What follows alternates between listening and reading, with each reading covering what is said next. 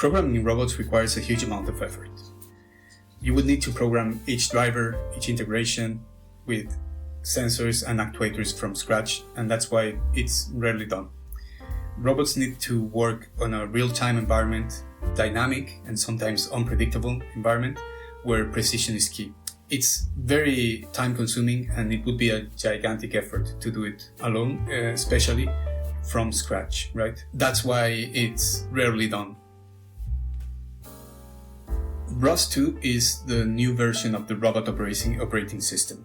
It is named operating system, but it is actually a middleware. It gives us the tools, integrations, methodologies, and basically the environment that we need to program our robots. Today, it's becoming a standard in the industry. It's not becoming, it's become a standard in the industry.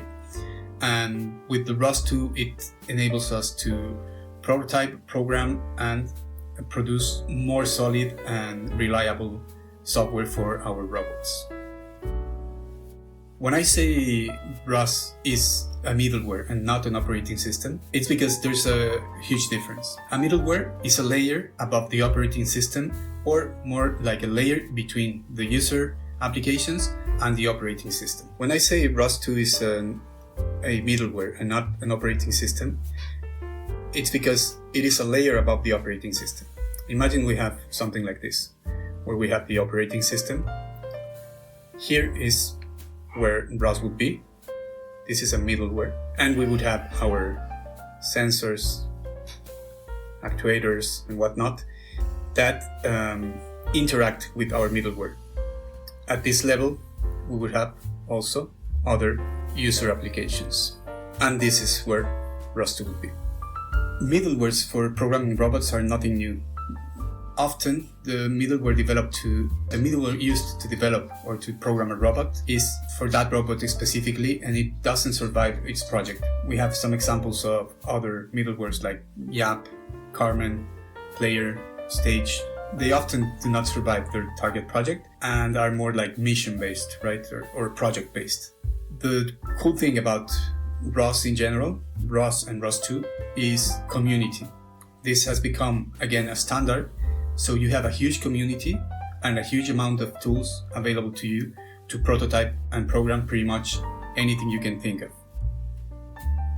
The difference between the old ROS or ROS1 and the new ROS2 is the reliability, stability, and performance optimizations. We will go more into detail later in this series, but it changed basically the important things is that it changed the way some communication protocols between nodes are handled, and that it improved a lot regarding performance and reliability. One important thing to note is that the new ROS2 is not backwards compatible, right? So you would have to migrate everything. If you're used to ROS1, you would have to migrate everything to ROS2. The last thing I want to talk about is the different distributions of the ROS2, right? The distribution is linked to an operating system. So depending on the operating system you're going to install your ROS2 middleware is the ROS2 middleware version that you would have, right? And as you can see, we have a ton of them. In this series, I'm gonna go with this one, Foxy.